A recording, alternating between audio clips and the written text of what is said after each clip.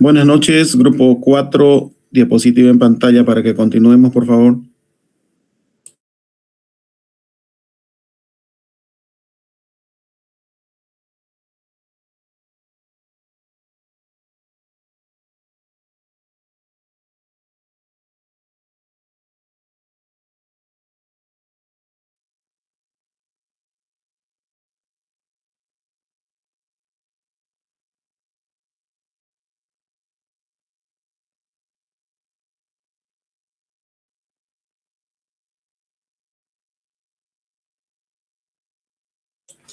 Muy bien, buenas noches nuevamente a todos. Vamos a continuar con el avance. Estamos viendo entre las funciones principales de la capa de enlace de datos, una de ellas está la de control de errores, que como recordarán hablamos de control de errores como así también control de flujo que se encuentra en la capa 2, pero también se encuentra en la capa 4, siendo la diferencia entre estas el enfoque o el alcance en sí al cual tienen estas capas, ¿no? Cuando hablamos de capa 2, o sea, capa de enlace, estamos hablando de dispositivos que se encuentran conectados dentro de un mismo entorno, no así de forma remota, que en ese caso funcionaría ya la capa de transporte.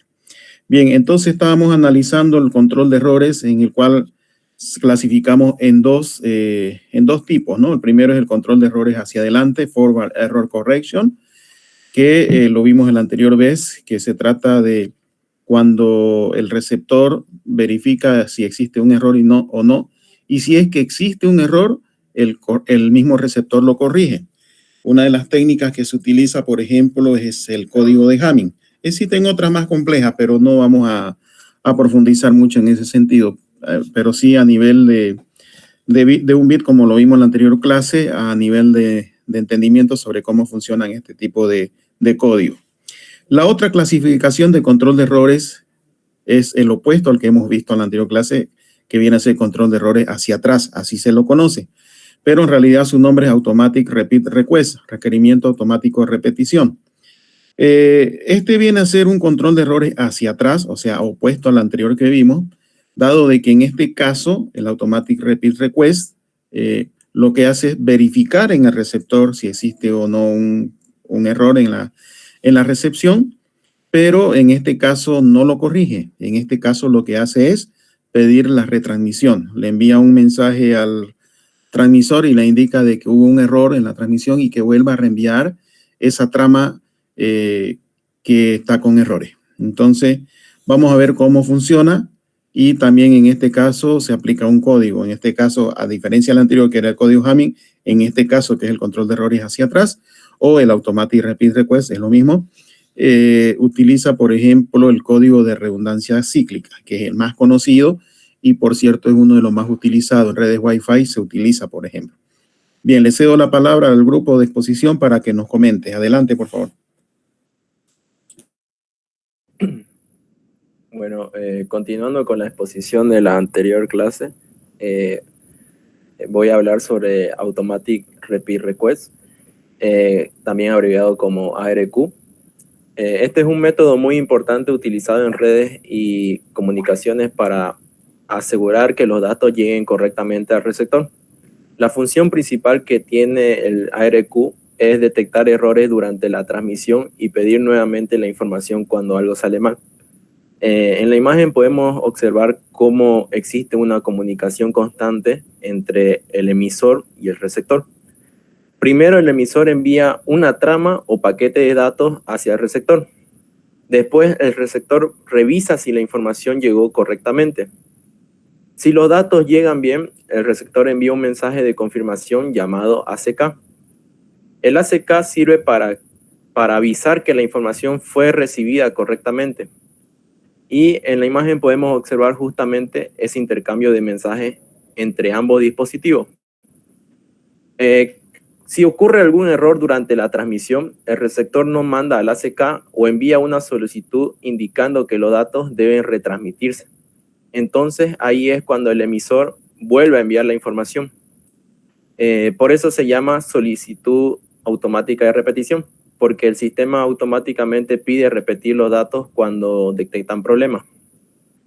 En la imagen se representa este proceso de enviar datos, revisar información, confirmación de recepción y retransmitir si existe un error. El ARQ es muy importante porque durante la transmisión de datos pueden ocurrir muchos problemas debido a las interferencias, ruidos eléctricos, saturación de red, problemas físicos o pérdida de paquete. Gracias al ARQ se puede asegurar que la información llegue correctamente, incluso cuando existen errores en la red. También podemos decir que el ARQ mejora mucho la confiabilidad de las comunicaciones. Siguiente.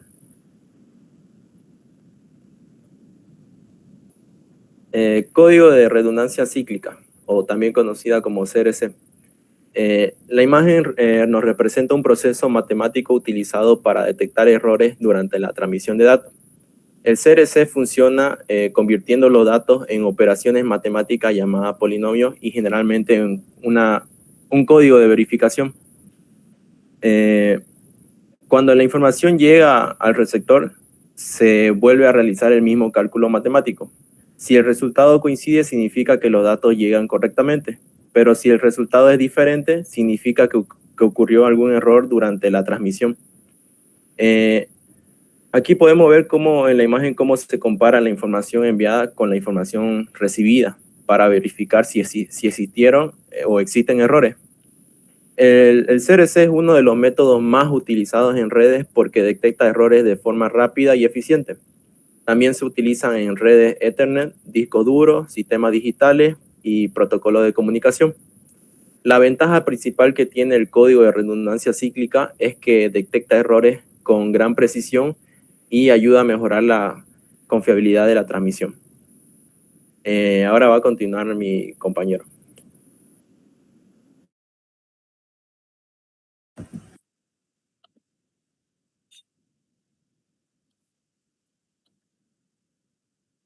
El control de acceso al medio es un protocolo más que todo de conjunto de reglas que nos permite a todos los dispositivos compartir un mismo medio. Al mismo, organizadamente, ¿no? Ya que se turnan. Un ratito, Raúl, volvamos. No están mostrando ningún video sobre el funcionamiento de CRC. Por favor, si tienen, necesito que proyecten para que mostremos cómo funciona el código de redundancia cíclica.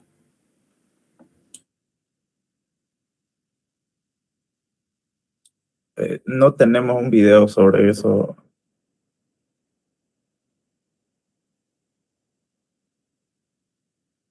¿Qué pasó? ¿Por qué están saltando la información?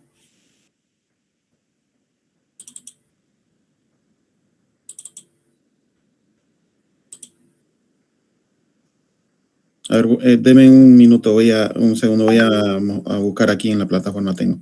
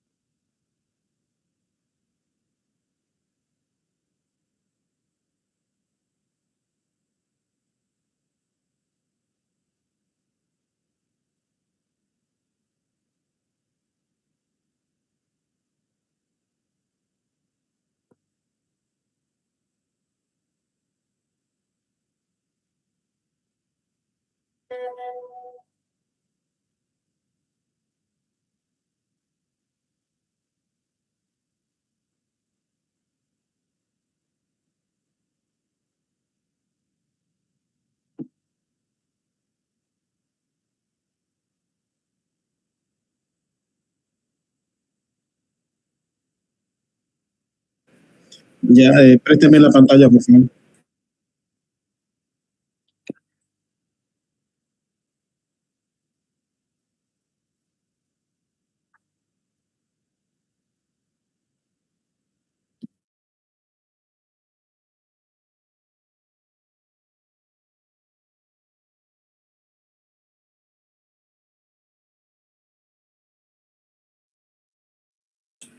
Bien, más que todo en este caso vamos a verlo a nivel de conocimiento general, cómo es que funciona el código de redundancia cíclica, que está basado en una serie de polinomios y divisiones binarias para poder determinar el resultado si es que existe un error o no existe. Va a ser un control de la integridad de los datos. Muy parecido, digamos, al código de Hamming, pero en este caso de una forma diferente en el sentido de que solamente le interesa saber si hay o no hay errores. Para contextualizar lo que hace, conforma el transmisor un polinomio. Lo mismo, ¿no?, que el anterior que vimos, pero en este caso conforma un polinomio, forma la parte de la trama en la cola, siempre se establece los códigos para controlar los errores. En este caso el código de redundancia cíclica, CRC por su sigla. ¿Y qué es lo que hace entonces? Manda el polinomio, allá el receptor recepciona toda esa información, arma un nuevo polinomio desde el lado del receptor y ejecuta una división binaria para hacer el control. Entonces, dicho en pocas palabras, cuando hace la división, si el residuo de la división binaria es 0, entonces resulta que, claro, da como resultado de que no existe ningún error. Pero si el resultado del residuo de la división binaria que va a ejecutar el receptor es un número diferente de 0, cualquiera sea el valor, entonces en ese caso dice el receptor que sí existe un error. Y en ese momento es cuando el receptor dice, reenvíame la información. A ver, veamos entonces para que se entienda cómo funciona el código de redundancia cíclica. La idea es interpretar los datos a codificar como un polinomio. ¿Se escucha el audio? Este es multiplicado por una potencia de 2 a la n por m y luego dividido por otro polinomio ¿Se escucha el audio? ¿Me confirman? de menor grado g. Finalmente se envía 2 a la n por m más r, donde r... Ya, prestemos atención, lo voy a volver, ¿ya? Veamos. La idea es interpretar los datos a codificar como un polinomio. Este es multiplicado por una potencia de 2 a la n por m y luego dividido por otro polinomio de menor grado g. Finalmente se envía 2 a la n por m más r, donde r es el resto residuo de la división. Pasos. Emisor. Convertir el polinomio generador a binario. Se pone uno donde el polinomio tiene valor en la tabla siguiente, obteniendo al final el polinomio g de x igual x a la 3 más x a la 2 más 1 igual al número binario 1, 1, 0, 1. Calcular el valor del residuo. Al encontrar el polinomio generador, la trama queda de la siguiente manera: 1, 1, 0, 1, 1, 1, 1, 1, 0, 1. El residuo es el número de ceros que debemos agregar al lado derecho de la trama. Se calcula con la división de polinomios. Se agrega el número 0 respecto a la base del polinomio generador menos 1, es decir, gx igual tiene base 4 con el término x a la 3, por ende se agregan 3 ceros por la diferencia de 4, 1 igual 3. La trama queda de la siguiente manera: 1, 1, 0, 1, 1, 1, 1, 1, 0, 1, 0, 0, 0. Ahora calcularemos la división entre la trama inicial, el polinomio generador g y el residuo temporal anexado. Para ello haremos uso de la compuerta XOR, la cual nos dice lo siguiente: 1 cuando los EB son diferentes y 0 si EB son iguales. Ya sabiendo esto, procedemos a realizar la división tomando siempre la longitud del polinomio divisor, en este caso se toma de a 4 números. En la siguiente tabla se muestra el proceso de división, donde las casillas de verde son los residuos de la operación realizada, siempre tomando el número de dígitos respecto a la longitud del polinomio divisor. Este proceso se realiza hasta que ya no queden más dígitos por operar, encontrando así el residuo que va a ser agregado a la trama para enviar. En este caso se usarán los últimos 3 bits, ya que dicho residuo debe ser de la misma cantidad del residuo anexado anteriormente. Este residuo será 0, 1, 1. Se finaliza agregando finalmente a la trama el residuo encontrado, quedando así la trama a transmitir. 1, 1, 0, 1, 1, 1, 1, 1, 0, 1, 0, 1, 1. Proceso receptor. Se realiza la división de la trama recibida. En la siguiente tabla se observa el proceso de división como se realizó en el emisor. Si la trama es recibida correctamente, el residuo final será una cadena de ceros, como en la tabla. De no ser así, la comprobación de CRC pedirá retransmisión de la trama hasta que éste se transmita de forma correcta, o finalice el time life de la misma.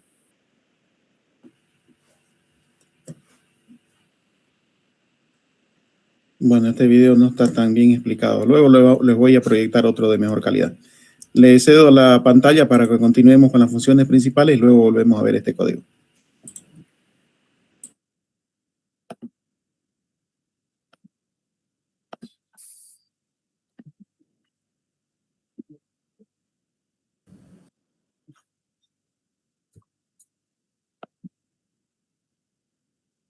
El control de acceso al medio. Es el conjunto de reglas que nos permiten que varios dispositivos compartan al mismo medio, por el mismo medio de comunicación, como mediante un cable de red o señal Wi-Fi. Bueno, un ejemplo sobre esto, para que se entienda, sería si ahorita todos estuviéramos hablando y yo les estuviera explicando sobre esto, al mismo tiempo, si todos estamos hablando, no van a entender lo que yo le diga, y eso va a producir un ruido. Y esto acá se lo llama colisión. Y lo que hace este control de acceso al medio nos va a servir para organizar el canal, definiendo quién puede transmitir y quién puede esperar y cuándo se puede volver a intentar el envío, permitiendo que circule de manera ordenada y sin choque de datos. Ahí, complementando un poco, dicho en pocas palabras, lo que nos dice Raúl, es que cuando varios dispositivos introducen su información al medio de transmisión, si no existiese ningún control, estas señales, porque al final toda la información se transforma en señales, como bien sabemos, si no existiese ese control de acceso al medio de transmisión, todas estas señales se mezclarían. Se mezclarían y no se tendría ya una información correcta. Y eso viene a conocerse como colisión, donde todo colisiona, donde todas las señales se van a mezclar y en definitiva esa información no va a servir. Enseguida vamos a complementar un poco esta información del control de acceso al medio. Quiero proyectarles ahora el video que sí tenía en mente, pero no lo encontré, ahora sí ya lo encontré. Es que me interesa que quede claro el tema del código de redundancia cíclica. Permítame nuevamente la pantalla y ahora sí lo vamos a ver como corresponde. Deme un segundito, cargamos y prestamos atención. Esto es importante y es interesante. Comprobación de redundancia cíclica. Hola, soy Elvira Baidal y en este vídeo os voy a explicar en qué consiste la comprobación o verificación por redundancia cíclica y cómo se calcula. ¿Recuerdas lo que es un código detector de error? Una secuencia de bits que se añade a la información que transmitimos y que en la mayoría de los casos permite al receptor comprobar si los bits que recibe se han modificado durante su tránsito por la red. Por ejemplo, debido a un error de tipo ráfaga. Los códigos detectores no dan protección frente a las modificaciones intencionadas de los datos por parte de intrusos. Ese no es su objetivo. Un ejemplo de código detector de error son las comprobaciones de redundancia cíclica o CRCs. En este vídeo explicaremos cómo se calculan y en qué se apoya su funcionamiento. Nuestra explicación se centrará en el nivel de enlace de datos, que en el caso de las redes de computadores es donde suelen utilizarse los CRCs. Un código de redundancia cíclica, o CRC, es el resto de una división polinómica. Para utilizarlo, emisor y receptor deben acordar el uso de un polinomio generador que llamaremos g de x y que será el divisor. Además, los CRCs se basan en la idea de que n bits de datos binarios se pueden considerar los coeficientes en módulo 2 de un polinomio de grado n-1. Por ejemplo, la secuencia de 6 bits que ves en la imagen representaría los coeficientes de un polinomio de grado 5. A estos n bits, el emisor les añade una secuencia de r bits, que son precisamente el CRC. El objetivo es que el polinomio resultante, representado por la secuencia de bits n más r, sea divisible de forma exacta por el polinomio generador g de x. Por su parte, el receptor dividirá la secuencia que recibe, incluyendo el CRC, por g de x. Si el resto no es cero, se ha producido un error durante la transmisión. Observa que el número de bits del CRC depende del grado de g de x. El CRC siempre debe tener un bit menos que la secuencia g que representa el polinomio generador. ¿Se está escuchando bien el Más video? adelante Confirma, por favor. justificaremos por qué. Veamos los pasos que deben realizar el emisor y el receptor cuando utilizan CRCs. El emisor debe añadir al final de la secuencia a transmitir r bits a 0. Esto es equivalente a multiplicar por 2 elevado a r. A continuación, realiza la división de la secuencia completa de n más r bits por la secuencia que representa el polinomio generador g de x. El resto de esa división es lo que sobra para que la división sea exacta, por tanto, debería restarse del polinomio inicial. Pero como veremos enseguida, al emplear la aritmética en módulo 2, la operación suma y la resta son equivalentes. Por este motivo, el emisor simplemente sustituye los bits que estaban a 0 por el resto obtenido, que es el CRC que debe transmitirse. Por su parte, el receptor dividirá la secuencia completa que recibe, incluyendo el CRC, por la secuencia g de x. Como hemos dicho antes, si el resto no es 0, sabe que se ha producido un error de transmisión. Como acabas de ver, un punto importante es que los cálculos utilizan aritmética binaria en módulo 2. Esto significa que trabajamos con un conjunto de números que dispone solo de dos valores, el 0 y el 1, que se utilizan de forma cíclica. Ojo, no es la aritmética binaria a la que estás acostumbrado. En nuestro caso, el número siguiente al 0 es el 1 y viceversa. Por tanto, al sumar 1 más 1, el resultado es 0 y no se producen acarreos. Además, como puedes ver en la transparencia, de aquí obtenemos dos conclusiones importantes. Por una parte, 1 y menos 1 son equivalentes y por otra, al restar 0 menos 1, el resultado es 1 y tampoco aparecen acarreos. Por tanto, al utilizar aritmética polinomial en módulo 2, la operación suma es equivalente a la resta y al OR exclusivo. Esta propiedad es clave y facilitará mucho la implementación de los circuitos que calculan los CRCs. Otro aspecto importante a recordar es que los polinomios se pueden dividir mientras el grado del polinomio dividendo sea mayor o igual que el del polinomio divisor. Esta propiedad nos permite, por ejemplo, dividir los dos polinomios en x al cubo que ves en la imagen, aunque el polinomio divisor tiene más términos que el polinomio dividendo. Además, observa que hemos hecho la división utilizando una suma en lugar de una resta como es habitual, pero recuerda que al trabajar en módulo 2, ambas operaciones son equivalentes. En realidad, en la práctica para calcular el CRC, utilizaremos solo la secuencia binaria de los coeficientes, a los que aplicaremos la operación XOR, tal como aparece en la parte inferior de la imagen. Observa que el resultado de las dos operaciones, división y XOR, es equivalente gracias a la aritmética en módulo 2. Vamos a aplicar lo que hemos visto hasta ahora al cálculo de un CRC. Recordemos que el emisor quiere crear un polinomio derivado del mensaje original, que tenga r bits más y que sea exactamente divisible por g de x. Para conseguir esto, si g de x es de grado r más 1, el emisor multiplicará el polinomio original por x elevado a r. Esta operación es equivalente a añadir r ceros al final del mensaje. Después dividirá el nuevo polinomio por g de x, calculará el resto y restará este resto al polinomio que hay que transmitir. Como la operación resta coincide con el OR exclusivo, en este caso es lo mismo que sustituir los ceros que habíamos añadido al final del mensaje por el resto obtenido. En la figura puedes ver que el mensaje original a enviar, D, tiene 6 bits, mientras que el generador elegido es de 4 bits. El resto tendrá un grado menos y ocupará 3 bits. El primer paso será añadir 3 ceros al final del mensaje, que son las posiciones que luego ocupará el CRC.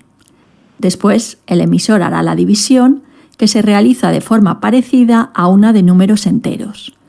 Puedes ver que en el primer paso se toman los 4 primeros bits del mensaje y se dividen por G, el divisor. El resto es 010, y aunque bajamos una cifra, un 1, que es el siguiente bit del mensaje, el valor obtenido, 0101, no cabe, por lo que ponemos un 0 en el cociente y bajamos una nueva cifra. Ahora ya tenemos 2 polinomios del mismo grado, con lo que podemos hacer la división. Repetimos el proceso varias veces hasta llegar al último bit del mensaje. Como ves, se obtiene como resto la secuencia 011, que es R, el código CRC, que hay que añadir al final de los datos originales antes de transmitirlos. El receptor recibirá los datos y la secuencia R, realizará la división entre G y si el resto es 0, asumirá que los datos son correctos. En esta imagen puedes comprobar cómo la división utilizando la operación OR exclusivo entre las secuencias de bits y la división de polinomios son equivalentes y conducen al mismo resultado. Recuerda que en los dos casos trabajamos con aritmética en módulo 2. Aunque no hemos entrado en ese detalle, la selección del polinomio generador es esencial si queremos detectar la mayoría de los errores que ocurren. Se puede demostrar, pero no es objeto de este vídeo, que los polinomios generadores son más potentes con el primer y el último bit a 1. En general, con un generador de grado R se podrán detectar todos los errores de un bit, los errores de 2 bits si el generador tiene al menos 3 términos en 1, cualquier número de errores impares si el divisor contiene un factor x más 1, cualquier error de tipo ráfaga en el cual la longitud del error es menor que la longitud del código resultante y por último la mayoría de ráfagas largas de error. Por este motivo, unido a su facilidad de implementación en hardware, los códigos de redundancia cíclica se utilizan en la mayoría de los protocolos de enlace de datos. De hecho, se han definido estándares de polinomios generadores para códigos CRC de 8, 12, 16 y 32 bits, que permiten proteger tramas de varios miles de bits. Y con esto llegamos al final de este vídeo, donde hemos explicado las principales características de los códigos de error basados en redundancia cíclica. Recuerda, al final su funcionamiento se basa en la división de los bits del mensaje más la secuencia de error entre un polinomio generador elegido de forma adecuada. Y esto es todo. Muchas gracias por vuestra atención. Ahora sí se entendió mejor. Bien, le cedo la palabra al grupo. Leo la pantalla.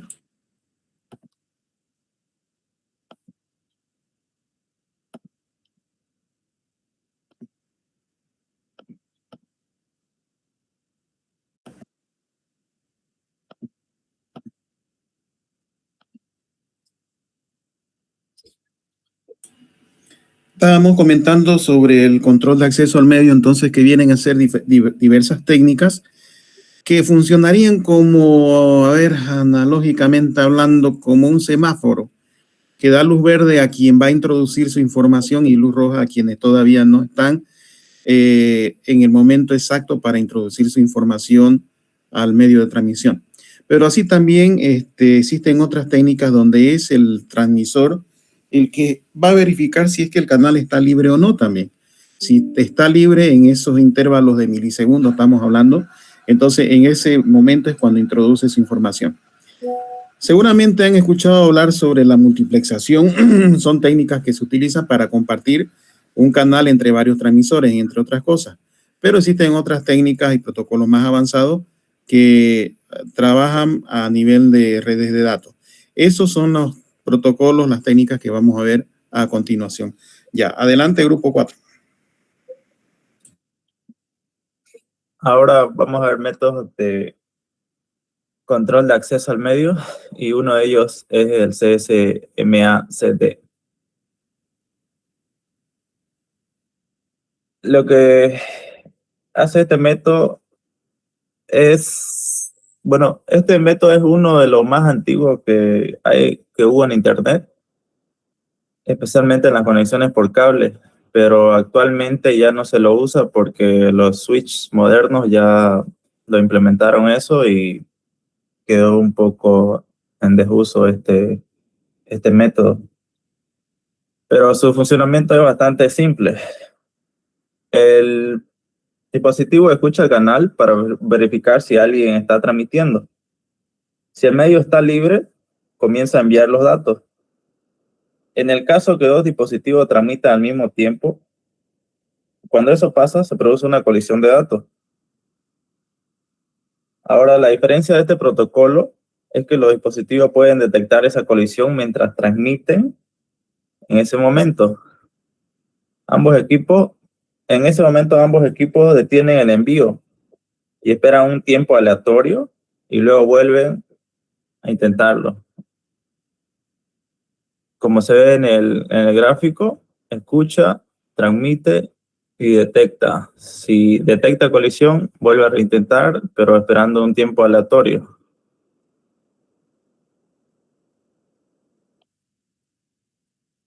Y ahora este otro es el CSMA-CA. Este más que todo es redes por aire, un ejemplo de Wi-Fi. Esto más que todo es para prevenir las colisiones, ya no detecta, no es su función principal detectar, sino que evitarlas a toda costa. La diferencia con el anterior, con el CSMA-CD, es que este protocolo no espera que ocurra una colisión para actuar. Aquí la idea es prevenir el choque o la colisión antes de que todo esto suceda. Este método se utiliza principalmente en redes, como ya lo mencioné, en Wi-Fi, donde detectar colisiones mientras se transmite es mucho más difícil, prácticamente es imposible. Y su funcionamiento es, primero el dispositivo escucha el canal, como se ve en la imagen. Si el medio está libre, transmite normalmente, pero si detecta que el canal está ocupado, no transmite de inmediato. Espera un tiempo aleatorio y luego vuelve a intentarlo. De esta manera se reduce la posibilidad de que varios dispositivos transmitan al mismo tiempo. En resumen, CSMA-CA trabaja de una manera preventiva.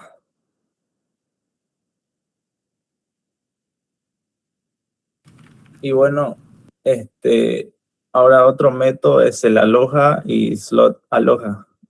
Aloha se podría decir que es como su abuelo del CSMA, porque es uno de los más antiguos que salieron. Y luego el Slot Aloha es una versión mejorada de ese Aloha, el primero que salió 2 años después. Y bueno, vamos a ver un video sobre eso para que se entienda mucho mejor. Hola, en este vídeo vamos a ver cómo funcionan los mecanismos de control de acceso al medio Aloha y Aloha ranurado. Vamos a empezar viendo lo que sería el Aloha simple y vamos a ver un poco cómo surgió este mecanismo de control de acceso al medio. Aloha nace en la Universidad de Hawái en el año 70 y nace para tratar de resolver un problema que tenía esta universidad por la propia estructura de la misma, con un servidor central en una de las islas y varios terminales en otras islas del archipiélago. Cuando uno de los terminales quería enviar datos al servidor central, lo hacía utilizando una frecuencia de radio y el servidor central le respondía, si los datos habían llegado correctamente, con una CK. Cuando dos terminales enviaban a la vez, lo que ocurría es que las dos señales de radio llegaban al mismo tiempo al receptor y se producía una colisión. Las interferencias impedían que el receptor recibiera correctamente los datos. En ese caso no se enviaba ese ACK y los terminales esperaban un cierto tiempo aleatorio y repetían sus envíos, típicamente primero uno recibiendo el ACK y posteriormente el otro, con lo que ya no había colisión. El algoritmo simplificado que vamos a ver en los ejemplos que trataremos en este vídeo es el siguiente. Cuando un equipo tiene una nueva trama para transmitir, si hay tramas esperando a ser retransmitidas, la pone en cola y si no, inmediatamente la transmite. En el caso de que se detecte una colisión, se espera un tiempo aleatorio y se reintenta. Veamos cómo se detectan las colisiones. En el caso de los equipos que están unidos por un cable o conectados por un cable, cuando un equipo está enviando algo a la red, si al mismo tiempo recibe otra señal, otra trama, lo que ocurre es que en el cable lo que tenemos no es lo mismo que estamos enviando. Si somos capaces de leer el cable al tiempo que vamos enviando y comparar las dos señales, las dos tramas, vemos que son diferentes y por lo tanto detectamos que ha habido una colisión. Vamos a ver un ejemplo cómo se produciría el envío de varias tramas por parte de dos terminales que vamos a suponer en este primer caso que están muy juntos, ¿vale? Que apenas hay tiempo de propagación entre A y B. En ese caso, en esta línea de tiempo, suponemos que A quiere enviar una primera trama en ese instante 0, B enviará una trama en ese instante y A volverá a enviar una segunda trama un poco más tarde. Bien, cuando A envía una trama, supongamos que ocupa 4 unidades de tiempo, esas ranuritas, cada una de las rayitas es una unidad de tiempo, pues ocupa ese intervalo. Un poco después, B envía su trama. ¿Y qué es lo que ocurre? Se produce una colisión porque los dos equipos están transmitiendo de manera simultánea. Esto lo que provoca es que ambos equipos, una vez que terminan de transmitir sus tramas y habiendo detectado que ha habido una colisión durante las mismas, esperan un cierto tiempo aleatorio para reenviar esas tramas. Lo siguiente que ocurriría en el tiempo es que A intentaría transmitir su trama 2, pero como hay una trama que está esperando a ser retransmitida, tiene que esperar a que se retransmita la trama 1. Bien, se retransmite la trama 1, la trama 2 se retransmite inmediatamente a continuación y poco tiempo después B intenta transmitir de nuevo su trama y la transmite con éxito. Consideremos que el tiempo de propagación no es nulo. En ese caso, supongamos que las dos máquinas están en los dos extremos de la red y que hay un tiempo no despreciable de propagación al que llamamos T sub R. Bien, en ese caso, supongamos que cada una de esas rayitas que tenemos ahí es justamente ese intervalo de tiempo, T sub R.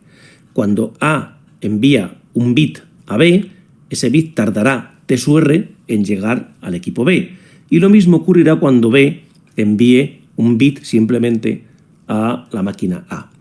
Esto significa que cada vez que enviamos una cierta trama, llega con un decalaje temporal de exactamente T sub R al otro equipo. Vamos a ver el detalle del mismo ejemplo anterior en esta situación. Nuevamente, A sub 1 quiere enviar una trama en ese instante, B la querrá enviar aquí, fijaos que ahora lo señalamos en la línea de tiempo tal y como la ve B, y A sub 2, A intenta enviar una trama en ese segundo instante. Bien, cuando A envía su primera trama, ocupa las 4 primeras unidades de tiempo, llega con una unidad de tiempo T sub R más tarde a B, porque es el tiempo de propagación, y toda la trama llega pues, con ese T sub R de retraso. De manera que al final de la quinta unidad de tiempo termina de recibir la trama A. En un momento determinado, B intenta transmitir su trama y la transmite, porque como no tiene ninguna trama esperando él para transmitir, la transmite. Y eso provoca, como vemos aquí, que se detecten dos colisiones. Tanto A como B detectan que están transmitiendo al mismo tiempo que están recibiendo cosas diferentes. Esto lo que provoca es que ambos tengan que esperar un cierto tiempo aleatorio para retransmitir sus tramas. Nuevamente, A recibe o tiene la trama 2 lista para transmitir, pero tiene que esperar a que la trama 1 se transmita. Eso es lo que ocurre a continuación. la trama A2, una vez que A termina de transmitir la trama 1, se transmite y B, en este instante, transmite su trama. Pero, nuevamente, tenemos una colisión.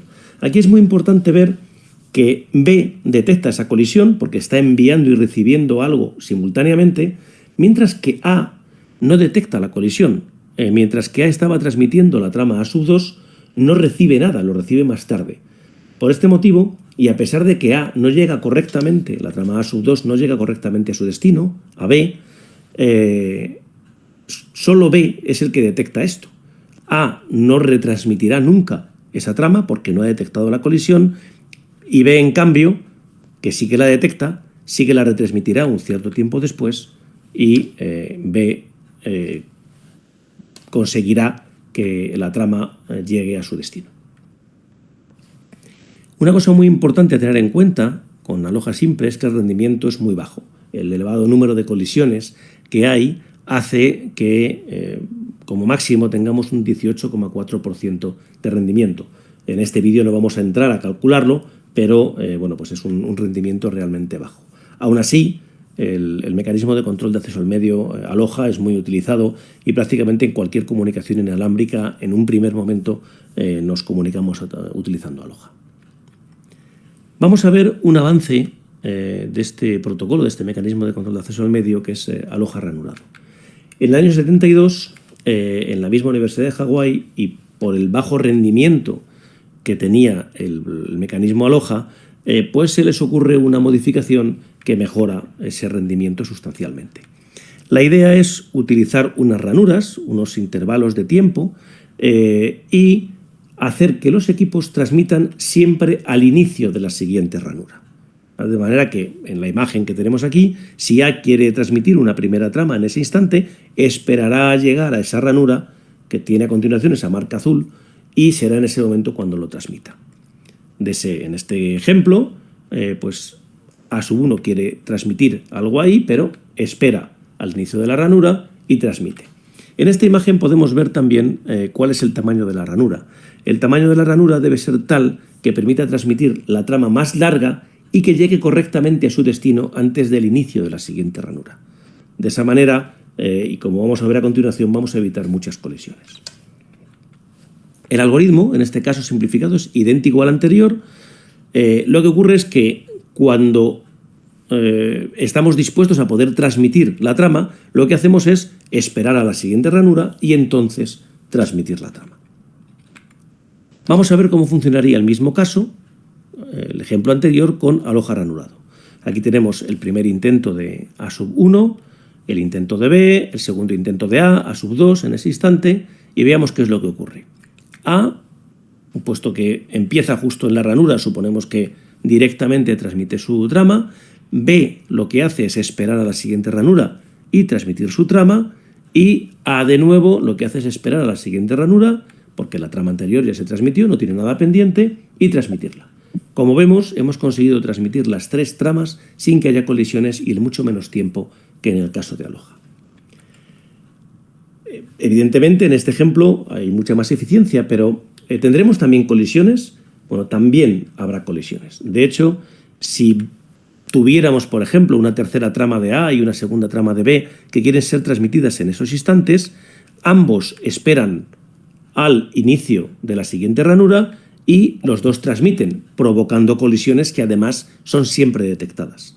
En este caso, cada uno lo que hace es esperar un cierto tiempo aleatorio, y en este caso, pues primero se retransmitirá la trama de A, que se transmite, pues como vemos ahí, al inicio de la ranura siguiente, y B tendrá que esperar al inicio de la ranura posterior para transmitir su trama. En este caso no colisionarían, al menos entre ellas. No sabemos si habría otras tramas con las que podría colisionar. Ahora duplicamos el rendimiento. Como digo, no vamos a entrar en los cálculos porque queda fuera del alcance de este vídeo, pero llegamos a un 36,8% de rendimiento. A cambio, tenemos el problema de que necesitamos sincronizar los hosts, y eso pues no siempre es posible.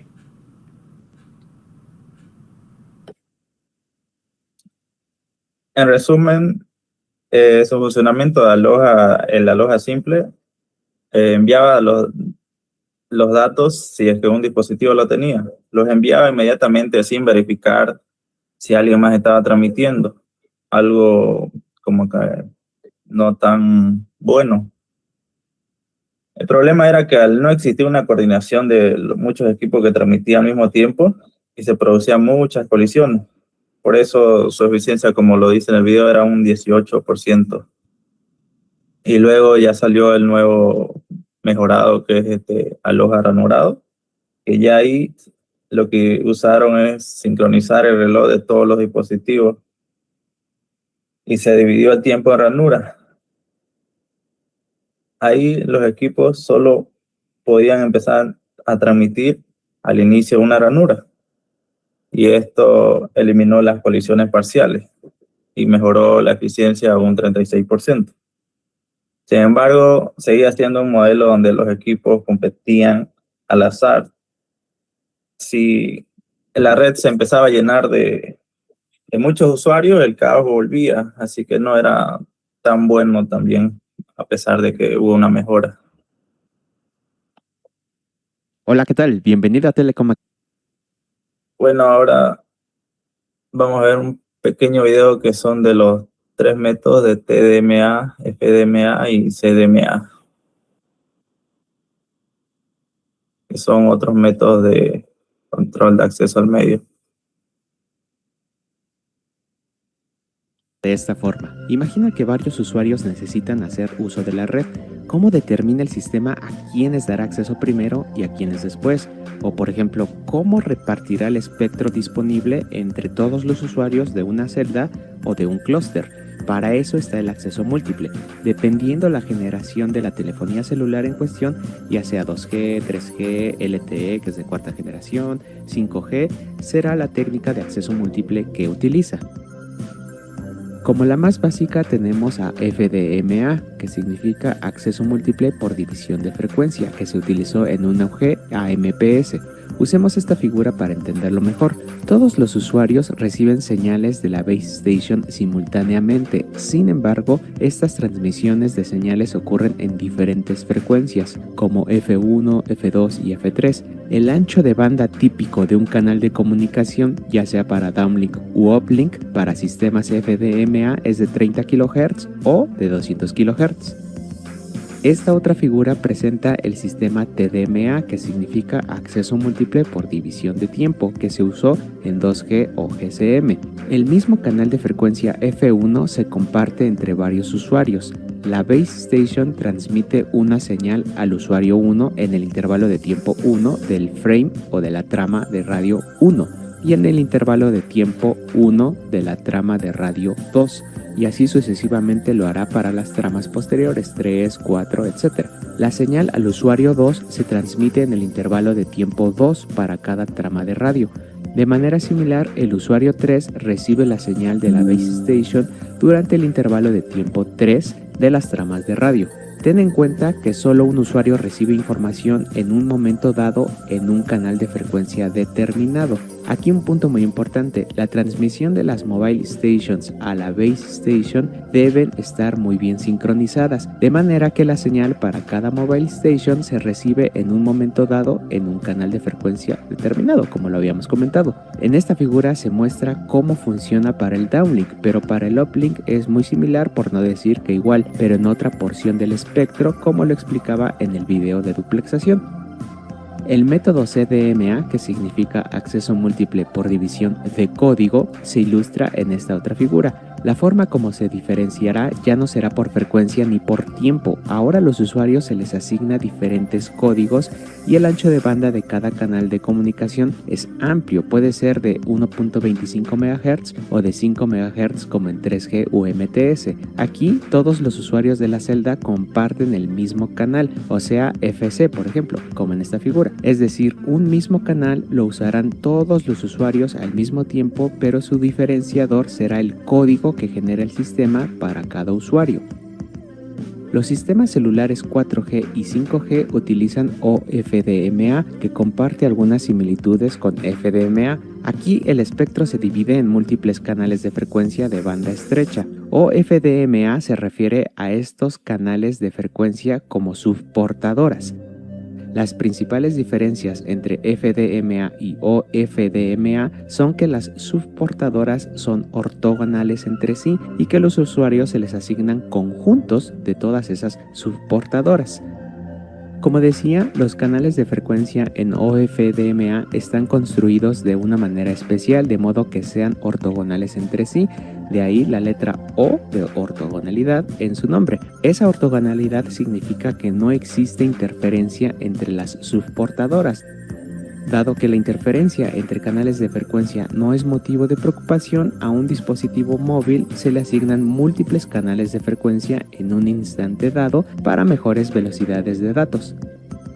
Bien, creo que con esto habrás entendido el concepto de acceso múltiple y lo básico de las técnicas que se usan en telefonía celular. Créeme, hay que... Bueno, este método de acceso múltiple, TDMA, es donde todos los dispositivos se transmiten en la misma frecuencia de radio, pero el canal se divide en slots o ranuras de tiempo asignadas de forma fija. Un equipo solo puede transmitir cuando es su turno exacto. Como nadie habla fuera de su turno, las colisiones son imposibles. Y esta tecnología, esta tecnología más que todo fue usada en en las redes celulares 2G.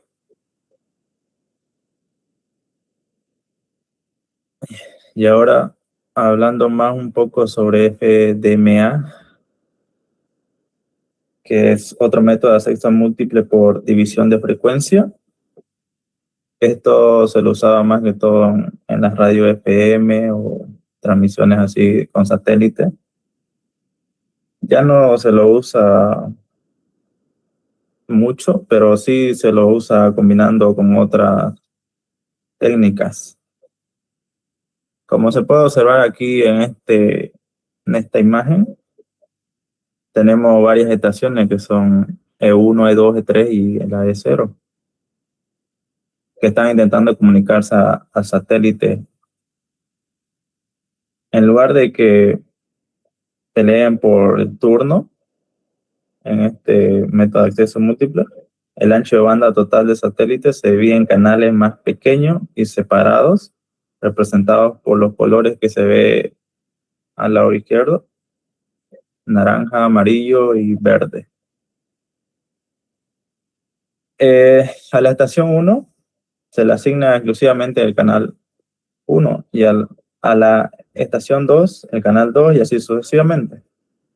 De esta forma, todas las estaciones están transmitiendo información al espacio al mismo tiempo, pero cada una viaja por su propia frecuencia de radio. Las señales en sí nunca llegan a chocar, ya que se transmiten simultáneamente en diferentes frecuencias.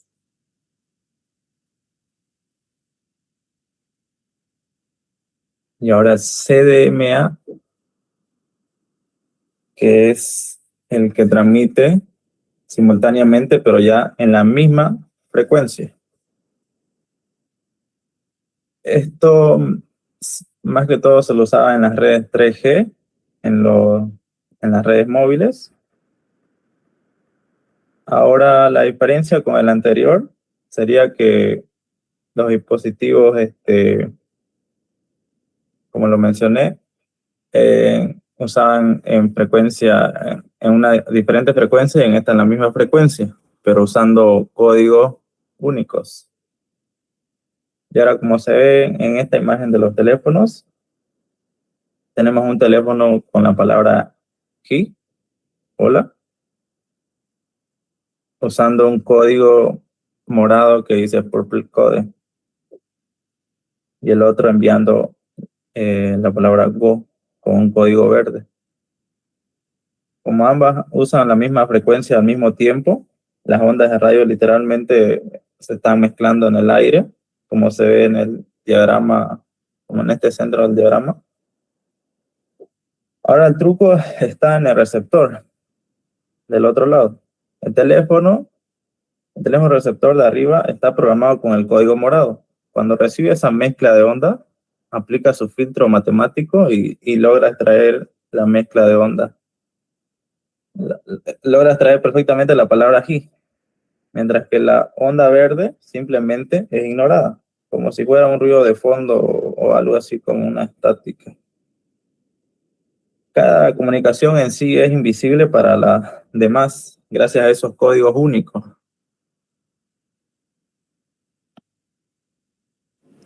¿Qué tal? Para el direccionamiento MAC voy a mostrarles un video y luego voy a hablarles un poco más sobre eso.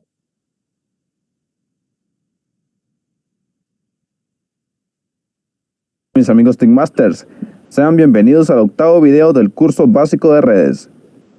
Existen dos elementos indispensables que tanto dispositivos finales como dispositivos intermedios deben tener sí o sí para poder conectarse a la red y poder comunicarse con cualquier otro dispositivo, tanto dentro de la red como fuera de esta. Estos dos elementos son, por supuesto, las direcciones físicas y las direcciones lógicas, también conocidas como direcciones MAC y direcciones IP respectivamente. Y en el video de hoy hablaremos sobre las direcciones MAC.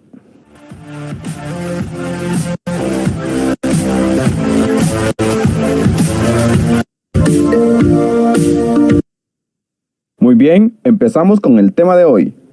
Primero vamos a responder una pregunta. ¿Qué es una dirección MAC?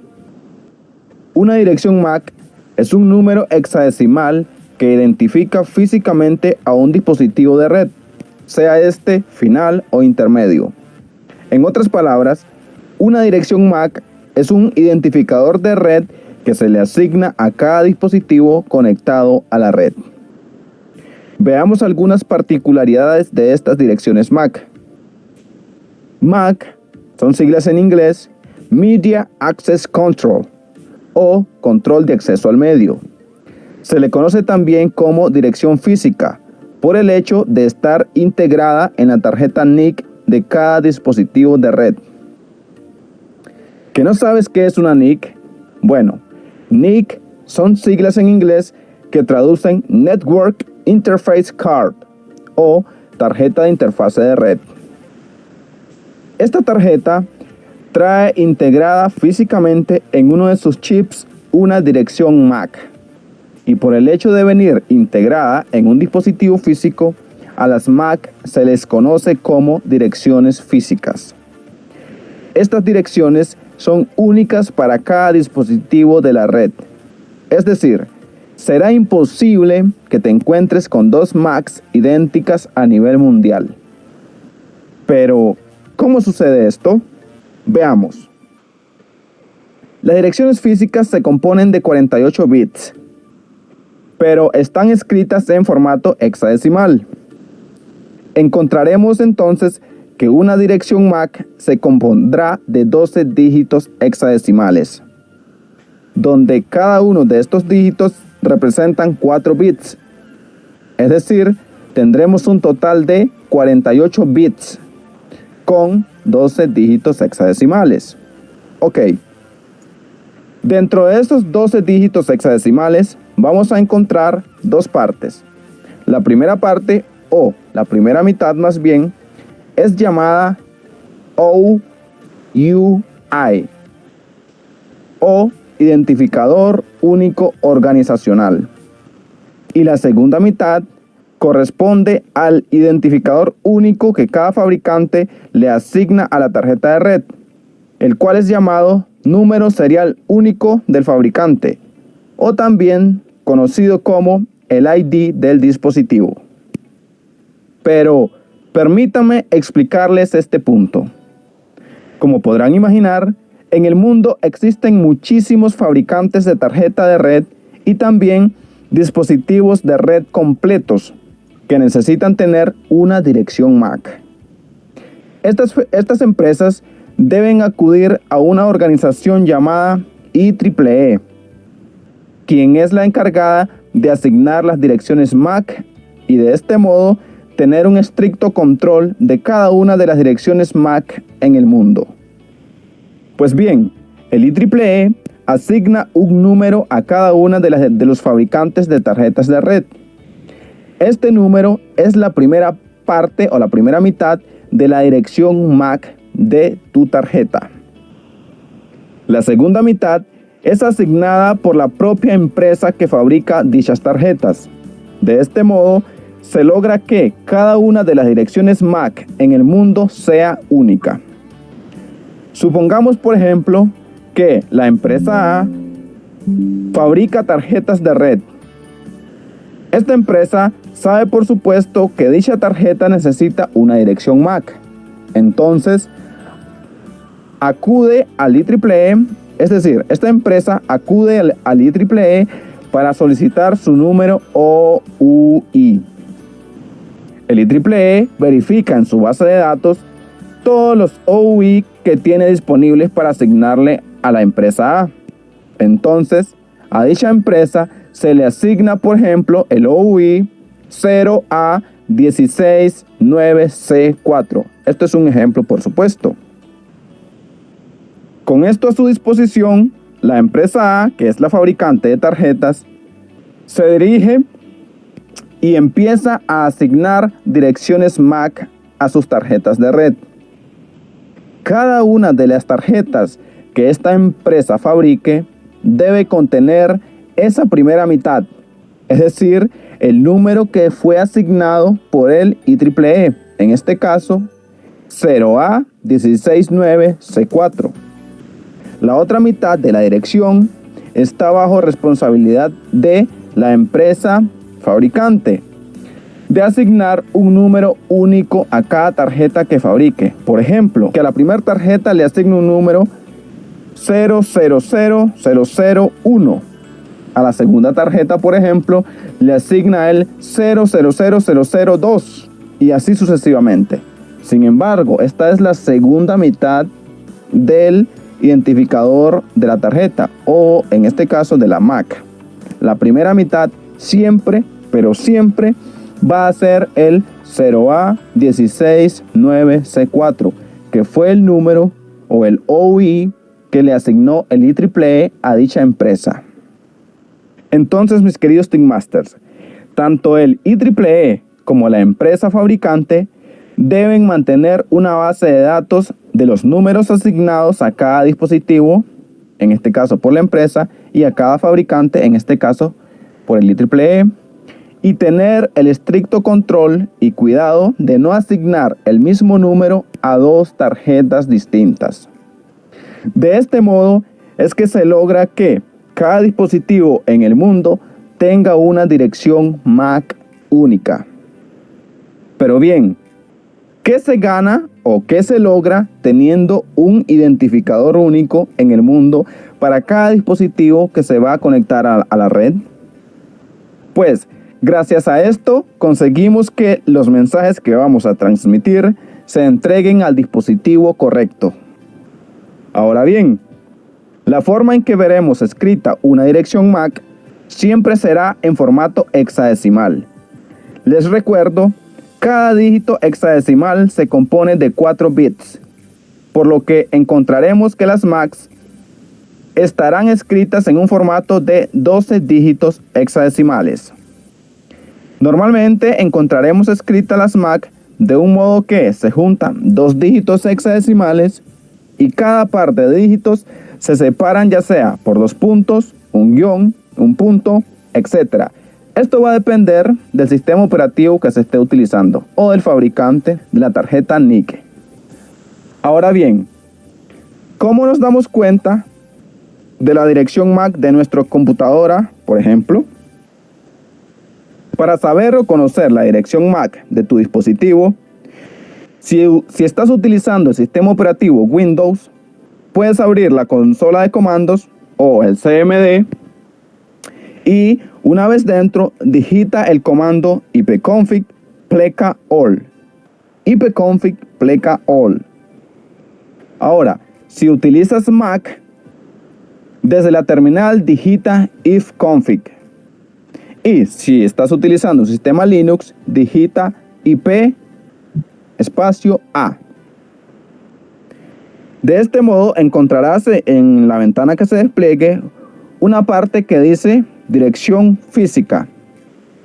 Esa es la dirección MAC de tu dispositivo, sea en Windows, en Linux o en Mac. Esa va a ser la dirección MAC de tu dispositivo. Perdonen mis queridos TIC Masters. En resumen, el direccionamiento MAC es el sistema que identifica de manera única a cada dispositivo de red dentro de una red local. Y la dirección MAC es la que acaba de explicar, que es la que tiene cada dispositivo de red. Lo tiene ya grabado ahí y que está representada por 48 bits y se representa en hexadecimal. Y la importancia de esto, de la dirección física, es que sin esta los switches y los routers no sabrían a qué puerto físico exacto deben entregar los paquetes de datos. Y continuando. Bueno, entramos casi ya a lo último del entramado de datos, que, bueno, como ya el control de flujo ya se entiende el control de flujo, que es el que regula todo las reglas de cómo circulan los datos, y también el direccionamiento MAC, que es quien nos identifica a quién es el que está enviando, porque sin eso no vamos a saber quién es el que está enviando y no se va a poder cumplir con el objetivo, que es comunicarse.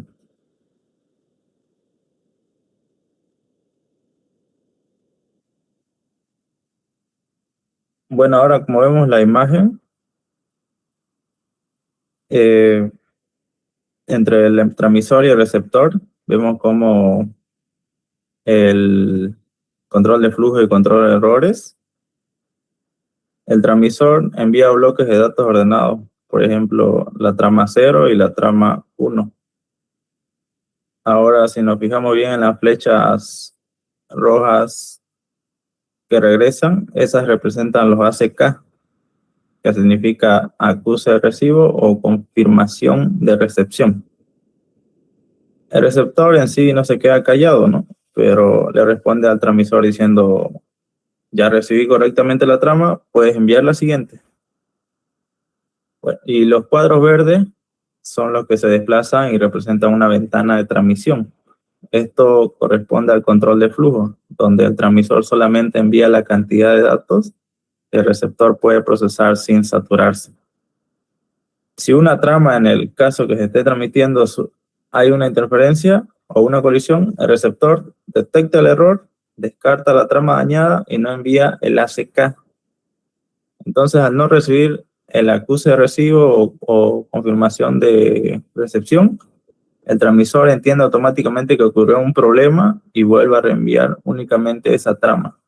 De esta manera se garantiza una transmisión confiable de la información. Bueno, ahora va a continuar mi compañero.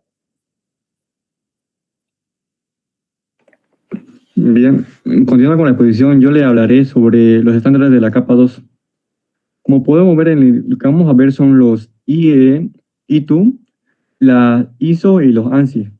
Siguiente. Aquí podemos ver más o menos de forma más gráfica cómo está nuestra línea de tiempo, qué puntos vamos a tomar en cuenta en el IEEE, ITU, ISO, ANSI y un resumen del protocolo de la capa 2. Bien. Ya, ahí para contextualizar lo que nos va a explicar el compañero es Raúl, creo. Bueno, en este apartado de la unidad ya se hablan de los estándares que funcionan dentro de lo que es la capa 2. ¿Cuáles son los estándares que tienen que ver, por ejemplo, con la regulación del flujo de información, con el control de errores? Todas esas funciones principales están bajo estándares. Al momento de su fabricación, estos se establecen bajo estándares internacionales, que como recordarán cuando definimos que es un estándar, un conjunto de normas, pero que están orientados al fabricante. Entonces, todo esto establece cómo va a funcionar una tecnología a nivel de capa 2. Por ejemplo, si el fabricante va a fabricar dispositivos que tengan que ver con Wi-Fi, el ejemplo más común es el del Wi-Fi, pues el más conocido. Entonces, este tendría que ver estándares a nivel de capa 2, también además de capa 1, pero a nivel de capa 2 tendría que ver lo que estamos viendo acá, que se conoce como el de la IEEE 802.11.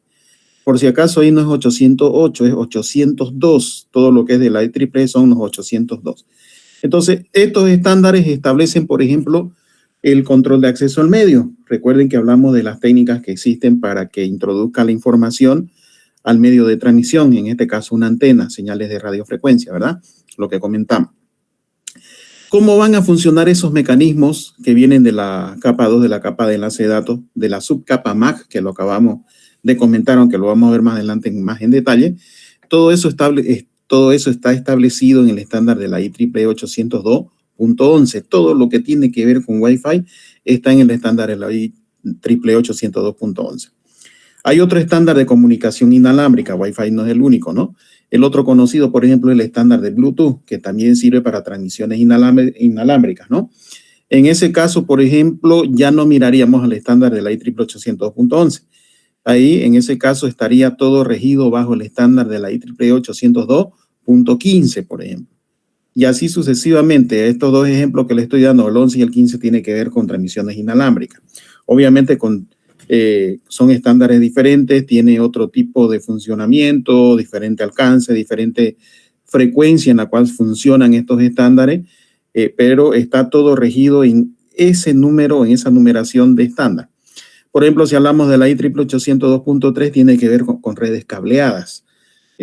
Ahora, viendo los otros estándares, por ejemplo, a ver qué tenemos acá de la ITUT, el de la ISO, HDLC, ya ahí más adelante nos va a comentar, pero son estándares que tienen que ver con otros protocolos que también funcionan a nivel de capa 2. Cuando hablamos de nivel de capa 2, estamos hablando de todas las funciones que hasta este momento hemos visto.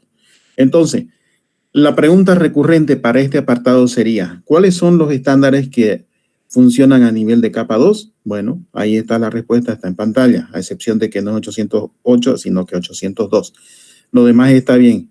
El ITUT regula otro tipo de estándar, el de la ISO regula estándares que tienen que ver sobre la forma de cómo va a transmitir o cómo va a conformar sus tramas. Lo vamos a ver más en detalle después. Incluso hay unos estándares que no lo estoy viendo en pantalla que tiene que ver con el tema del cableado estructurado incluso. Está, por ejemplo, el de la ITUT, son los que establecen los estándares, la norma A y la norma B de cableado que especifican el orden de los colores del cableado de red, por ejemplo. Ustedes han visto, ¿no? Cuando le sacamos la capa superior al cable de red salen varios cablecitos pequeñitos. Esos cablecitos pequeñitos tienen colores diferentes y no es al azar, son colores bien definidos y el orden que se va a colocar esos cables para luego colocarle el conector y a realizar el ponchado, lo vamos a ver en la última unidad, eso a nivel práctico. Ese orden de colores está establecido en uno de los estándares de la ITUT, por ejemplo. Entonces, así es como estas organizaciones internacionales regulan cómo van a funcionar diversas tecnologías y en este caso orientado o propiamente nivel capa 2. Veamos entonces de qué se tratan estos estándares. Adelante, grupo 4. Siguiente diapositiva. Estándares de la capa 2. Siguiente. Ya los estándares de la capa 2 se encargan de definir las reglas para la transmisión de datos en redes, permitir la comunicación entre dispositivos, controla errores y flujo de datos, regula el acceso al medio de la transmisión, garantiza compatibilidad entre equipos, mejora la eficiencia y confiabilidad de la red. Siguiente. Ya. ¿Qué es la IEE? Es la mayor organización técnica profesional del mundo dedicada a crear estándares y promover la innovación tecnológica en beneficio de la humanidad.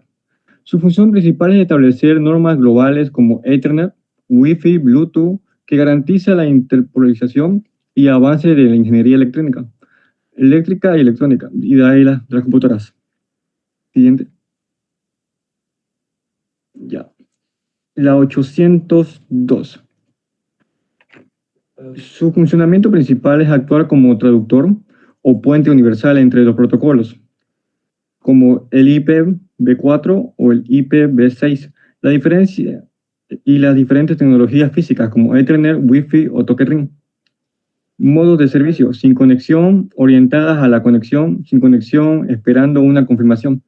Un ejemplo práctico puede ser que la 802 etiqueta a esas tramas para indicar si los datos pertenecen a la IP o ARP u otro protocolo de seguridad.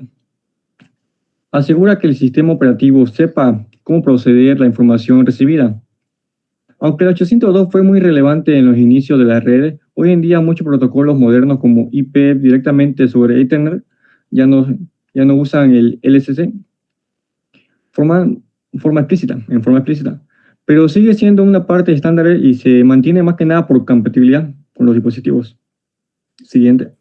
De hecho, recuerden ustedes que dijimos que la capa 2, la capa de enlace de datos, se compone de dos subcapas, ¿no? La primera era la subcapa de control de enlace lógico, o LLC, por sus siglas en inglés, y la otra era la subcapa MAC, control de acceso al medio. De hecho, una de estas subcapas, la subcapa de control de enlace lógico, la LLC, está normada en el estándar 802.2. El estándar de la IEEE 802.2 habla de la subcapa de control de enlace lógico directamente. A ver, veamos su video.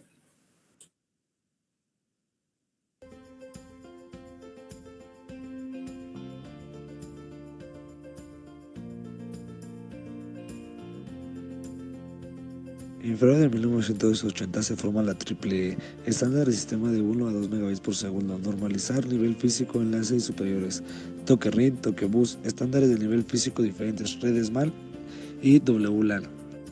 El estándar IEEE 82.2 de control de enlace lógico se define la forma en la que los datos son transferidos sobre el medio físico, proporcionando servicios a las capas superiores. Es la más alta de las dos subcapas de enlace de datos definidas por la IEEE, a la responsable de control de enlace lógico. La norma IEEE 82.2 se complementa de varios aspectos: los protocolos LLC, las interfaces LLC, servicios al modo de conexión y servicios no orientados a conexión. Los protocolos LLC se definen los procedimientos para el intercambio de tramas de información y de control entre cualquier par de puntos de acceso al servidor del nivel de enlaces LSSA. La interfaz LLC especifica los servicios de subcapas. Esta requiere una subcapa MAC independiente de la topología de la subred, el tipo de acceso al medio. El servicio de conexión es un servicio que establece una conexión entre las estaciones de enlace y la garantiza la entrega de las unidades de datos que fluyen a través de dicha conexión. Los servicios no orientados a conexión no establecen una conexión previa entre las estaciones, por lo que cada trama intercambiada es independiente de todas las demás. Modos operativos orientados a conexión y no orientados a conexión. Tipo 1 no orientado a conexión sin confirmación. Está el tipo 2, modo operativo orientado a conexión, y el tipo 3, no orientado a conexión y confirmación. Las funciones de esta norma es agrupar los bits a transmitir en forma de tramas. Se ocupa de los errores de transmisión, regula el flujo de las tramas, administra las capas de enlace y traduce los tramos de las redes heterogéneas.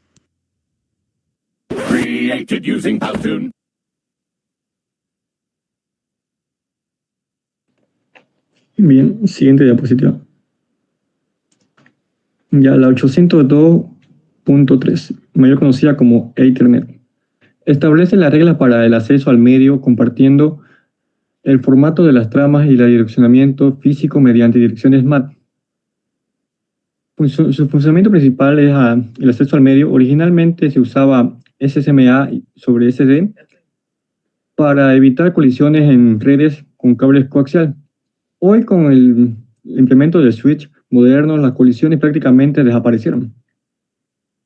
Formato de la trama. Define campos como direcciones MAC de origen y destino, tipo de protocolos y datos. Velocidad soportada empezó desde 10 megabytes por segundo, el Ethernet clásico, hasta actualmente versiones modernas que llegan hasta 400 gigabytes. Bits, las medidas de velocidad son en bits. Sí, Megabit por segundo, gigabit por segundo. Sí, hay que ver. Inicialmente se usaba la topología de bus, hoy predomina la estrella con switches.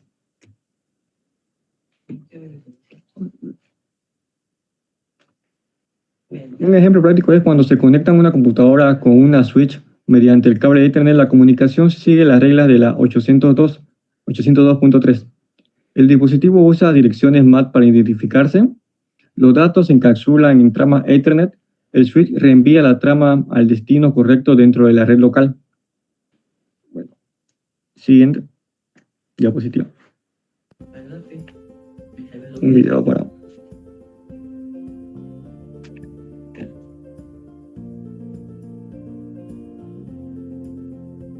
Norma IEEE 82.3 fue el primer intento para estandarizar Ethernet. Este estándar surgió gracias al auge que obtuvo el protocolo Ethernet, el cual se remonta a la década de los 70, en el cual el protocolo denominado para redes LAN, el toque ring de la compañía IBM. Ese tipo de norma cuenta con varias características, una de las cuales es que está basada en una topología física en estrella y lógica de bus. Al igualmente ha evolucionado para operar sobre una gran variedad de medios físicos como cable coaxial, par trenzado, fibra óptica, ha multiplicado tasas de transferencia. Múltiples segmentos de Ethernet pueden ser conectados para formar una gran LAN de redes LAN complejas construidas con múltiples tipos de medios físicos. Deben ser enseñadas de acuerdo a las pautas de configuración.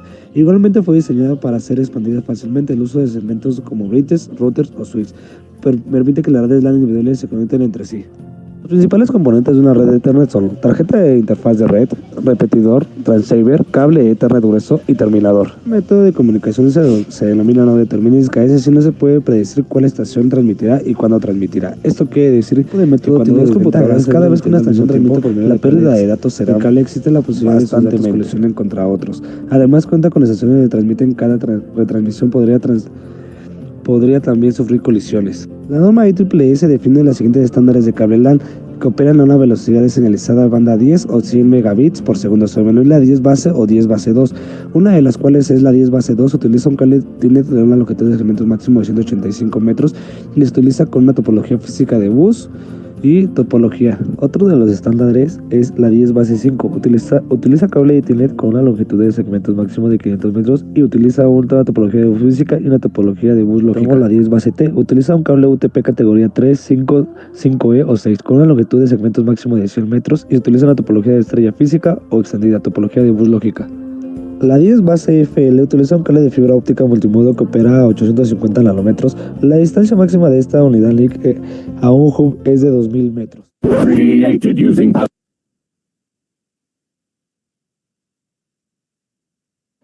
Bien, la 802.4.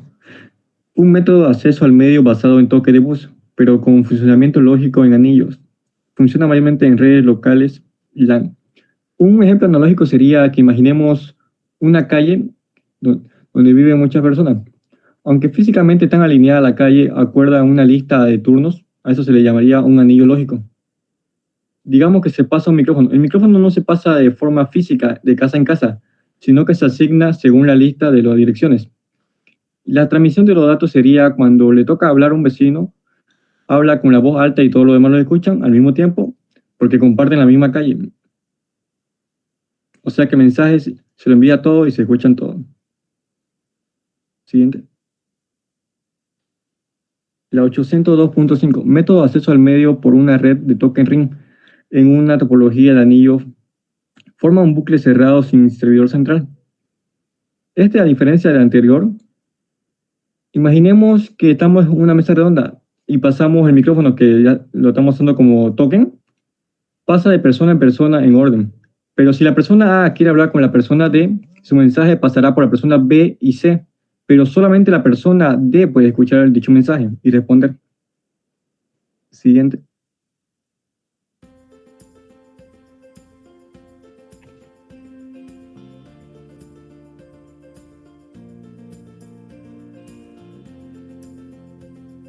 El estándar IEEE 82.5, o bien conocido como anillo, define una red de área local LAN en configuración de anillo ring, con el método de paso de testigos, token, como el control de acceso al medio de la velocidad. Su estándar es de 4 a 16 megabytes por segundo.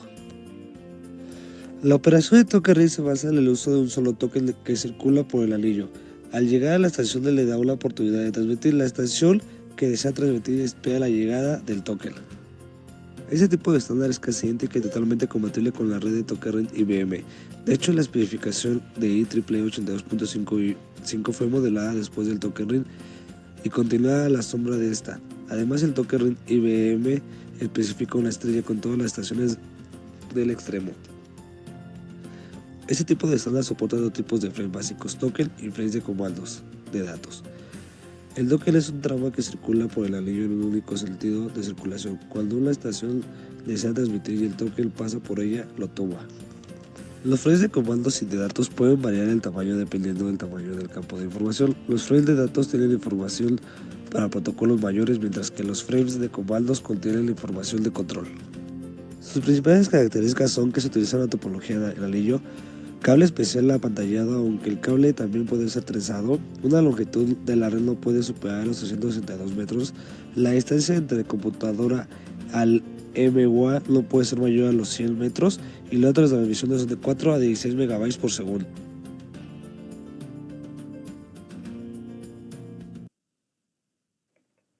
Bueno, la 802.11, que esta es la famosísima red Wi-Fi.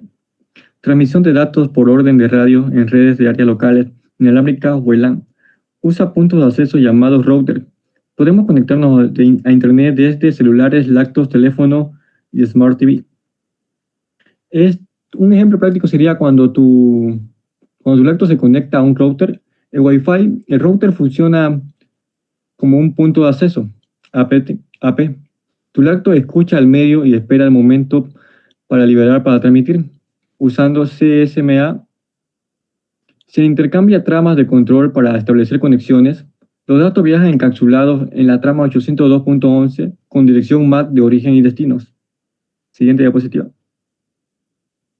Aquí podemos ver su evolución a lo largo de los años. Cómo empezó en 1999 con 10 megabits de segundo.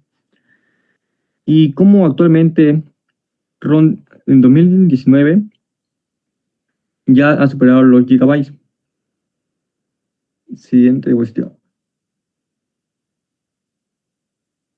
Componentes de una red Wi-Fi. El punto de acceso AP, dispositivos que emiten señales Wi-Fi, estaciones STA, dispositivos que se conectan como celulares, laptops, etc. SSID, nombre de la red que se usa a buscar Wi-Fi. El nombre de la red que tiene Wi-Fi. Siguiente. Esto es Wi-Fi 6 en 2 minutos. Anteriormente se le conocía como 802.11ax, sin embargo se ha decidido cambiar la nomenclatura a Wi-Fi 6 para interpretarlo de una manera más sencilla. Ahora, las velocidades sí cambiaron un poco. En Wi-Fi 5 teníamos teóricamente 7 gigabits máximo. Y ahora en Wi-Fi 6 tenemos hasta 10 gigabits, al menos de velocidad teórica. Aunque realmente en Wi-Fi 5 teníamos hasta 860 megabits y en Wi-Fi 6 tenemos 1.2 gigabits. Ahora, tenemos una nueva tecnología de seguridad, WPA3, la cual implica mayor seguridad para el cifrado de la red, impidiendo el acceso a cualquier usuario sin importar lo sencilla que sea tu password. Sí, aunque sea 1, 2, 3. Ahora, también tenemos otra tecnología, la OFDMA. Esta permite tener menor latencia cuando hay muchísimos dispositivos conectados. Pongámoslo en otras palabras. Supongamos que antes tenías 3 camioncitos y en esos 3 camioncitos solo podías enviar lo que te pidieran. Básicamente, en uno podías enviar solamente manzanas, en otro peras y en otro guayabas. Y no, aunque enviaras una manzana, tenía que irse con una sola manzana. Pues ahora puedes enviar en el camión de las manzanas, peras, guayabas y lo que sea y no se va a revolver y no vas a tener ningún tipo de problema para el traslado de la información. También tenemos otra tecnología, MU-MIMO. Esta permite conexión simultánea a 8 dispositivos, mientras que anteriormente nos permitían máximo 4, así que esto implica una mejora bastante importante. También tenemos otra tecnología, Color BSS. Esta asigna colores a las distintas redes y nos permite identificar de una manera más sencilla las que tenemos a nuestro alrededor y de esta forma evitar interferencias. Sí, hablamos de las redes de tus vecinos, esas te provocan interferencias actualmente. Ahora, también tenemos otra tecnología, la Target Wake Time. Esta permite descansar a tus dispositivos y que ahorres más batería mientras te conectas a una red Wi-Fi. Así es, va a permitirse mediante una negociación que se conecten, se desconecten de una manera más equilibrada y de esta forma sea más eficiente la conexión a Internet. Wi-Fi 6 es compatible con 2.4 GHz y la tecnología de 5 GHz. Sin embargo, con la llegada de Wi-Fi 6E tenemos la ahora red de 6 GHz. En donde se añaden ahora 14 canales adicionales de 80 MHz y 7 canales nuevos de 160 MHz. Para que entiendan un poquito al respecto, actualmente solo se pueden configurar 2 canales de 160 MHz, así que la diferencia es bastante sustancial. Esto fue Wi-Fi 6 en 2 minutos.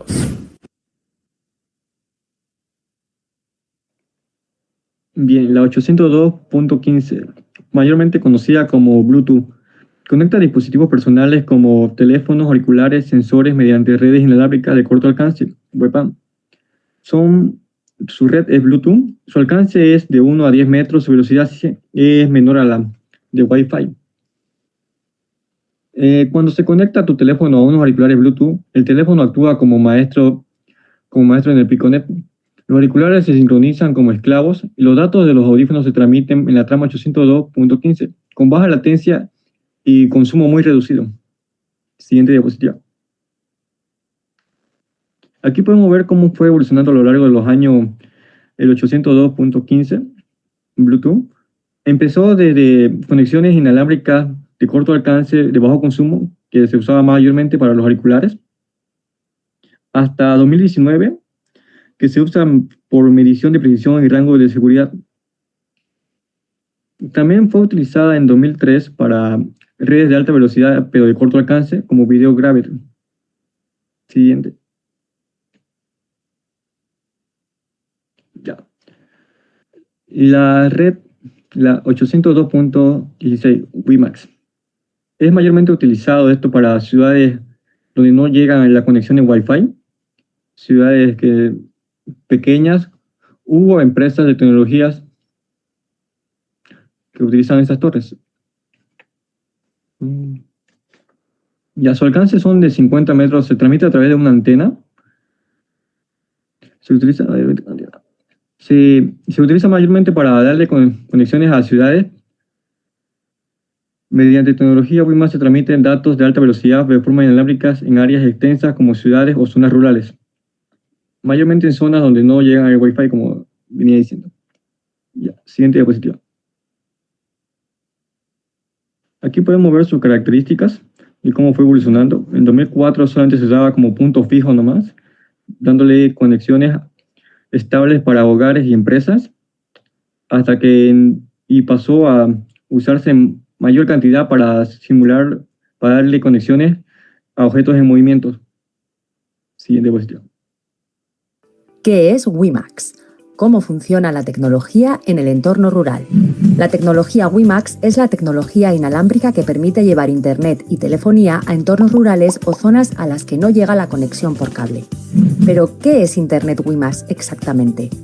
WiMAX son las siglas de Worldwide Interoperability for Microwave Access, una tecnología que funciona mediante la emisión y recepción de ondas de radio a través de radioenlaces ubicados en los principales repetidores de Aragón. En Embou tenemos una infraestructura de WiMAX propia desplegada por más de 1.110 emplazamientos. Y ahora que ya sabes qué es, te vamos a explicar cómo funciona el WiMAX. Es muy sencillo. Las ondas de radio terrestres transportan los datos y la voz, llevando así unos servicios de Internet y telefonía de calidad hasta lugares donde las otras tecnologías no llegan o no permiten un servicio de calidad. Para ello es necesario instalar una pequeña antena receptora en el domicilio, empresa o centro público que quiera tener Internet WiMAX. La antena se orientará al repetidor más cercano con el que se tenga visibilidad directa, que a su vez se conectará con el router Wi-Fi para transmitir la señal al resto de equipos. Así de simple, para que puedas disfrutar de tu conexión WiMAX al momento. ¿Quién puede beneficiarse de la tecnología WiMAX? Ahora pueden tener Internet WiMAX todos los entornos rurales a los que no llegan las tecnologías por cable, ADSL o fibra óptica. La conexión WiMAX también es perfecta para núcleos diseminados, polígonos industriales, poblaciones dispersas o extrarradios de poblaciones grandes. Ventajas del WiMAX. El WiMAX es la mejor alternativa al ADSL. Es muy rápido, fluido y cada día ofrece mayores anchos de banda. Es muy escalable, permitiendo variar la velocidad según las necesidades. La instalación es sencilla y se realiza de forma gratuita conectando una pequeña antena. Su velocidad de hasta 100 megabits por segundo soporta la mayor parte de los usos residenciales de Internet. Precio competitivo y amplia cobertura, ya que Embou cuenta con la más extensa y robusta red de telecomunicaciones para entorno rural en Aragón. Desde Embou trabajamos a diario para vertebrar el territorio aragonés y mejorar la vida de sus vecinos a través de un servicio de Internet de calidad a un precio justo, junto con una atención al cliente personalizada.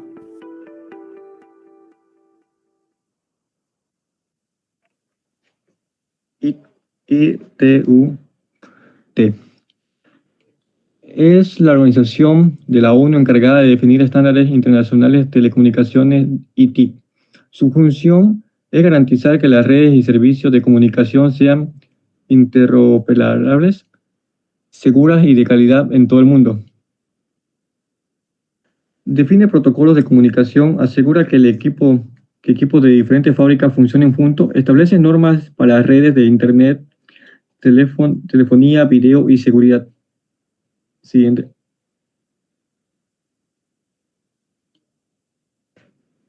Aquí podemos ver sus principales diferencias con el anterior protocolo IEE, que IEE usa redes tecnológicas locales definiendo estándares para LAN, desarrolla tecnología inalámbrica como Wi-Fi.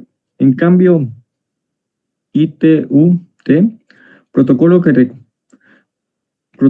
global y telecomunicaciones, protocolos y recomendaciones telecomunicaciones globales. Normaliza la telefonía, video y números internacionales. Siguiente. La G902 es el estándar, también conocido como G.DMD, define el funcionamiento de ADSL, permitiendo la transmisión de Internet de alta velocidad sobre las líneas telefónicas de cobre tradicionalmente. Fue uno de los pilares de la banda ancha fija en los años 2000, ofreciendo velocidades de hasta 8 a 12 megabytes de bajada y de 1 a 1.3 megabytes de subida. Siguiente.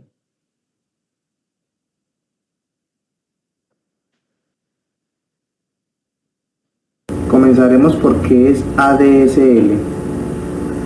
Vamos a ver 4 pautas, las cuales son... Vamos al siguiente, pasemos al video. Ya por cuestiones de tiempo hay que acabar esta parte.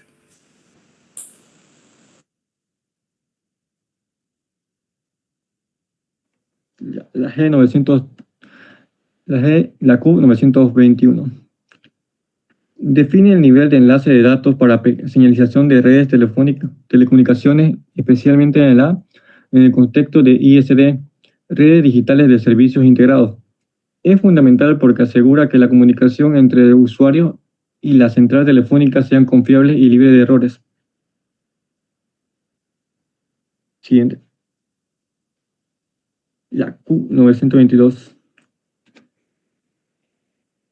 La Q922 define cómo se debe estructurar las transmisiones de datos de capa 2 del enlace del modelo OSI. Su trabajo es asegurar que las tramas de datos viajen correctamente entre equipos del usuario router y del nodo de red.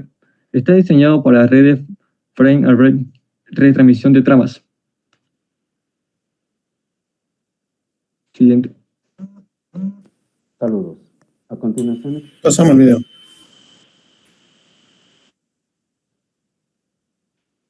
Ya. ISO. Es una organización internacional independiente fundada en 1947 y con sede en Ginebra, que desarrolla normas técnicas y de gestión de aplicación aplicables en todo el mundo. Su función principal es garantizar la calidad, seguridad, eficiencia e interoperabilidad en productos y servicios. Otorga certificados de reconocimiento global. Siguiente. HDLC.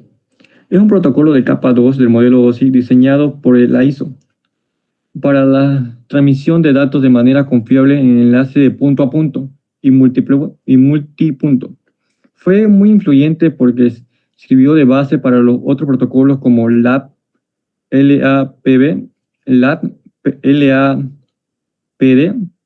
y Frame Replay, que fue utilizada en Q922 hasta PB.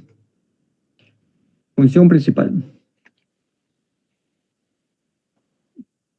Ahí está dividido como FLAN, que es la marca de inicio y fin de la trama, la dirección, identificación de estación de destino, el control, define el tipo de trama, información, supervisión. No veamos trama, pasemos.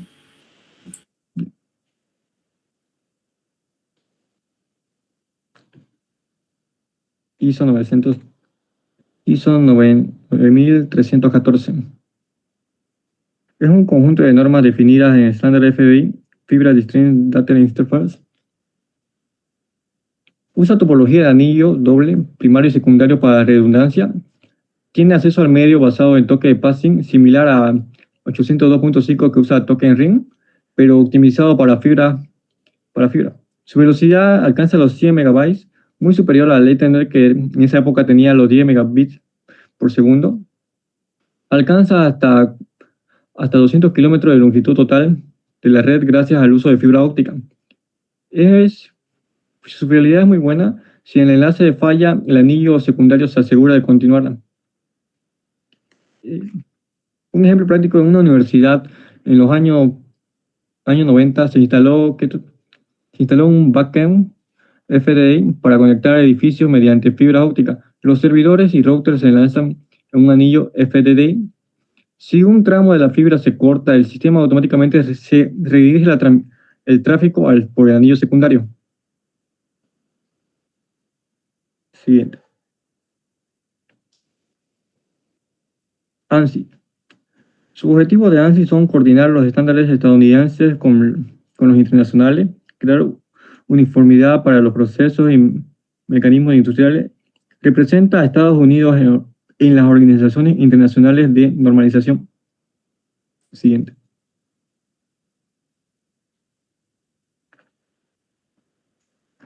Tanto X3T9.5 y XET12, interfase de datos de distribución por fibra, FDDI.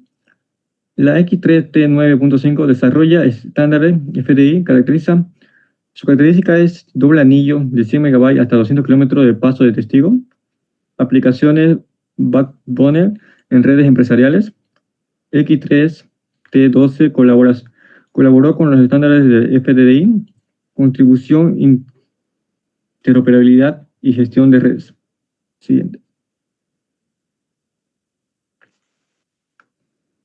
Bueno, en resumen, como pudimos apreciar anteriormente, pudimos ver la 802.3 Ethernet, que es un estándar universal actualmente. Usa un esquema simple de dispositivos conectados con un switch. Ventaja es su bajo costo, facilidad de implementación y gran compatibilidad.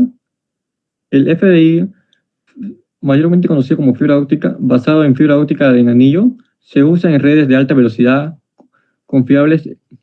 En los años 90 se fue utilizado más que nada. Es normalmente usado en grandes empresas que necesitan redundancia y estabilidad. Token Ring. Funcionaba con el paso de token para controlar quién transmitía y evitaba colisiones, pero era más complejo y caro. Ya, pasemos, ya lo explico eso. Ya. En resumen.